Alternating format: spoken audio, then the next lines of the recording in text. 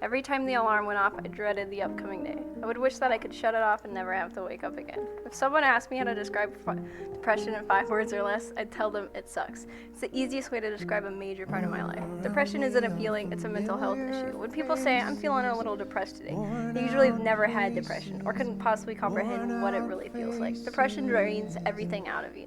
Anything and everything that you love doing suddenly seems like a chore, but you can't stop doing it. You keep doing it in hopes that next time you'll get the satisfaction from it that you used to get all the time. For me, that thing was band. My freshman year, I couldn't wait for after-school practices, Friday night football games, and the weekend competitions. I loved it more than anything, until that summer, when I learned that I was going to be moving roughly 2,500 miles cross-country from Seattle, Washington, to someplace in Ohio called Bow. I didn't notice it much during band camp, but the second practice of the school year, I began feeling restless and anxious. At all the practices until I moved, something felt off. I wasn't enjoying myself.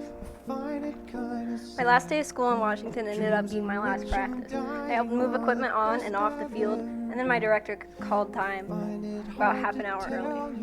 The band threw me a surprise going away party, and honestly I couldn't stop. The tears were flowing. My first day in Powell, my new director invited me to come to practice. It's too late in the season to give me a spot in the field, which is understandable, but it still crushed me on the inside.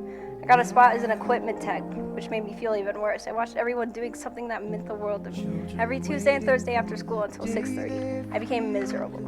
I rarely did any of my homework, and on days that I didn't stay after school, I'd go home and lock myself in my room. My grades plummeted, and I couldn't have cared any less about anything. I dreaded waking up each morning, having to repeat the process that physically and emotionally drained me to my limits. I thought I'd never get better. Concert band season hit, and I was ready for the worst. I hadn't been able to see a counselor because they were so backed up with other mentally ill patients. I assured my parents that I was fine because I didn't want them to worry, but my mom would persistently ask, "Are you all right? Are you sure you're okay?" Our first concert band piece got passed out in mid-November, and that's when things slowly started to look up. The piece had flute piccolo written on the top, which immediately caught my attention. In middle school, I had played piccolo briefly, and it was the best thing in the world. This was my chance to get back into my musical field. I worked up the courage to ask my director if I could play it for the piece.